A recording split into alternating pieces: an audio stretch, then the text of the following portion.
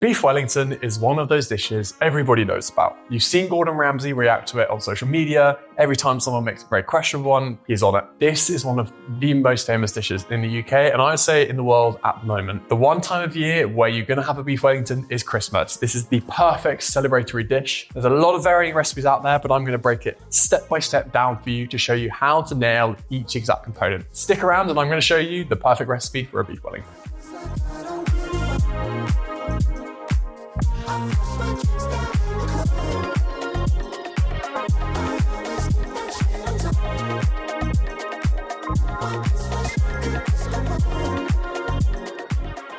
So first off, we're going to be making the mushrooms. Now, the key here is to make sure they're dry. Once you make the Duxelles and you're cooking it, if you have too much moisture left, it's going to make a soggy bottom Beef Wellington. If you want a soggy Beef Wellington and you want Gordon to react to it, do that. But if you want a really crispy Wellington and you want it to come out nicely, follow this step-by-step guide on how to make the Duxelles and you will not regret it. A key part of the Wellington is the mushroom Duxelles. This is the beautiful brown layer you see in the cross-section of a Beef Wellington. I'm using a mix of mushrooms here, but feel free to use the most accessible to you. Here I have 1.2 kilograms overall, 600 grams of chestnut mushrooms, 400 grams of mixed wild mushrooms, and 200 grams of shiitake mushrooms. Typically, most people say chop these by hand, but I'm going to do them in a blender. So blitz all the mushrooms in the blender in batches until they're finely chopped. Add these to a pan with 2 tablespoons of olive oil and a pinch of salt and cook for 20 to 30 minutes until most of the moisture has evaporated. At this point, add 1 minced clove of garlic, 2 tablespoons of finely chopped thyme, then cook for a few more minutes until fragrant and cooked through.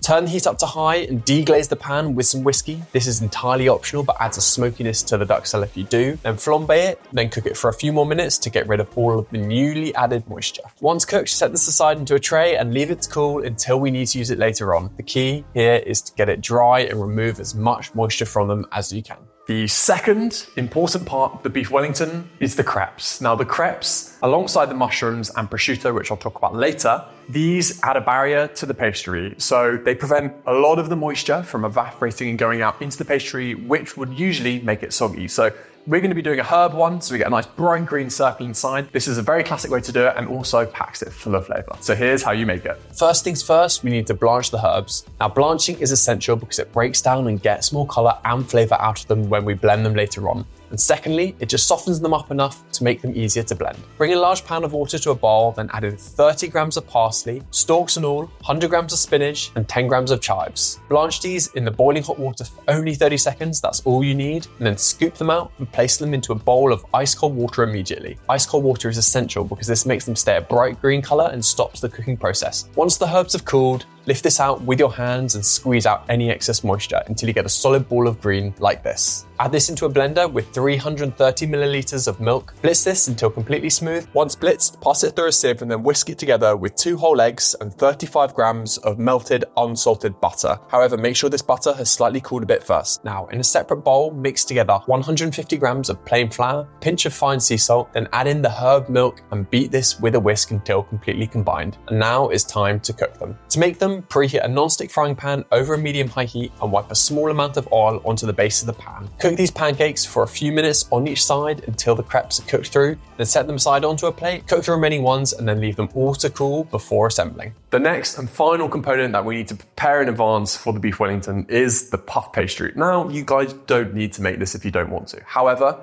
if you have the time and you want to go that extra step further, I would highly recommend doing it as it tastes delicious. Having said that, it is a labor of love. Out of all things, I would say go and buy this if you don't have the time, but if you do, I would highly recommend doing it. So let's get stuck in and I'll show you how I like to make it. To make the puff pastry, we need to start by making the dough. Add the 470 grams of all-purpose flour into a bowl with 1.5 teaspoons of fine sea salt. Mix this together until combined, then add in 60 grams of cold, unsalted butter. Using your hands, rub the butter in the dough using your fingertips until it resembles fine breadcrumbs. It should feel quite sandy at this point and it will take about 5 minutes to complete. Stream in 250 milliliters of cold water and mix this together using a spatula. Once this has somewhat come together, tip this out onto a work surface and knead it with your hands for just a couple of minutes until combined and starting to feel smooth. Now we don't need to over knead this here as the folding will sort that for us later on. Roll this out into a 9 by 9 inch square and then wrap in cling film and set aside into the fridge to rest for a few hours or overnight for maximum flavor. 45 minutes before the dough is ready, it's time to make the barrage, the block of butter that goes into the middle of puff pastry and gives it that delicious flakiness. Add 490 grams of room temperature unsalted butter into a food processor alongside 80 grams of all-purpose flour. Blitz this together until combined for 30 seconds to 1 minute, but no longer, otherwise you will risk whipping the butter. Once you've done this, lay this out onto some parchment paper and spread it out using a spatula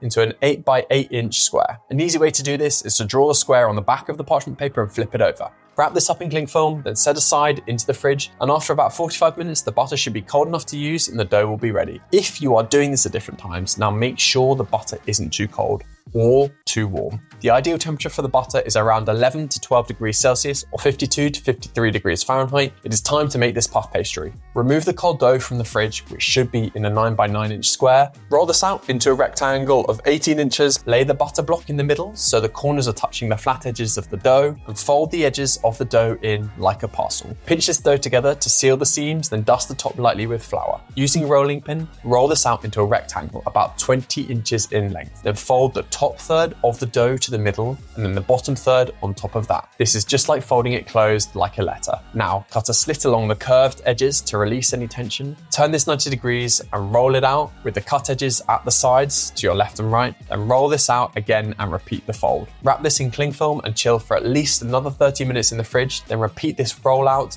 and this fold 2 more times, resting for another 30 minutes in between. Do this a final 2 times, after which you have folded the pastry 6 times, and now it is ready to use. Now it's time to prepare the beef, the star of the show. And just a quick shout out to Warrendale Wagyu for sending me the beef. Thank you guys. I've been using their beef for a while for videos like this, and so if you're in the UK, I would definitely recommend it. Get yourself 800 to 850 grams of center cut beef fillet, 7 inches in length. This is the perfect cut for a beef Wellington. I like it because it's really tender, it's not too fatty, and it tastes delicious. Pat it dry of any excess moisture, then season generously with salt and place onto a tray. Place the tray into the fridge uncovered and leave this to dry brine in the fridge overnight. This salt not only helps season the meat, but keeps it juicy after cooking and helps achieve a wonderful golden brown crust on the fillet. Remove the fillet of the beef from the fridge and pat it dry with a paper towel. Cover the outside generously with a high heat oil. I like to use vegetable or canola or peanut oil. Preheat a frying pan to high. Now, sear the meat for 20 to 30 seconds on each side until browned, making sure to ensure there is a good contact with the pan so that you get a great golden crust. Remove from the frying pan and set it aside, then generously brush the seared beef with 1 tablespoon of Dijon mustard. Lay the mustard brushed fillet onto a plastic wrap or cling film and wrap it up tightly, twisting the ends to tighten. Place this into the fridge to chill for 30 minutes whilst preparing the other ingredients. Every step throughout this process, we need to make sure the rolling in cling film is done as tightly and as evenly as possible. This ensures the Wellington doesn't fall apart, but also keeps it a nice round shape once cooked. All the other fillings for the beef Wellington are now ready to go, so I'm going to roll it and get it into the layers and show you how to do that. First things first, remove the chilled beef fillet from the fridge. Lay out some cling film on a surface and lay down 4 pancakes into a square. Make sure they slightly overlap. On top of this, we now want to layer the prosciutto. Again, slightly overlapping, lay down the prosciutto into 2 rows so that no gaps appear in between. Finally, add the Duxelles on top of this and spread out with a spatula to an even layer. Place the beef fillet to the bottom edge using your hands in the cling film. Wrap this up tightly and cut off any excess at the edges like I'm doing here, just leaving enough to slightly overlap. Then place this in the fridge to chill for at least 30 minutes. Chilling here is important as it helps keep that nice circular shape we're looking for. Roll out a sheet of puff pastry to 1/4 of an inch thick and brush this with a beaten egg. Unwrap the beef and place to the bottom corner of the pastry, then roll it up tightly in the pastry. Cut off any excess pastry from the top edges so that it just overlaps, then place this onto a baking tray, brush this with egg wash, and then lay over another sheet of pastry that is cut into a lattice using the specialist lattice cutter, or you can just use a knife to cut the shapes in. Brush this one more time with egg wash, then garnish with thyme. This is optional as it can take a while. Place this into the oven and then cook until the internal temperature reaches 43 degrees Celsius or 109 degrees Fahrenheit. This will take you about 40 to 45 minutes, however will vary depending on the size and the temperature of the meat when you're putting it in the oven, so using a thermometer is your best bet here. I will link down below the exact one I use. It is an absolute game changer. Whilst the Wellington is cooking though, it is the perfect time to make the sauce. Add some bone marrow into a roasting tray and sprinkle with some salt and black pepper. Roast this in the same oven for 20 minutes at 200 degrees Celsius or 390 degrees Fahrenheit. Then remove and scrape out the marrow into a saucepan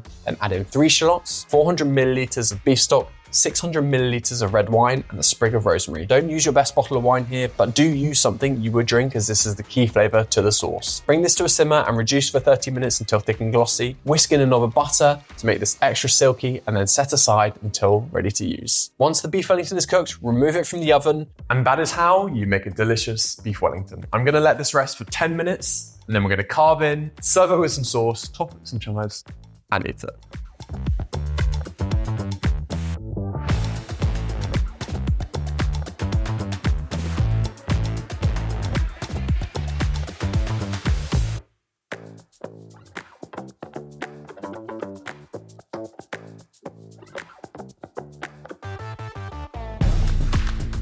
That is honestly one of the best beef Wellingtons I've made. I'm very happy with that. You got the crispy exterior, the nice smokiness from the Duxelles, garlickiness from the Crepes, and the meat is so nicely cooked. I couldn't be happier with that. And there we have it, how I like to make beef Wellington. You know what, Gordon? What do you think? Did I do all right? You guys let me know down below if you think Gordon would be happy with that. I hope you guys enjoyed this recipe and go and try it at home. And in the meantime, let's do some cooking.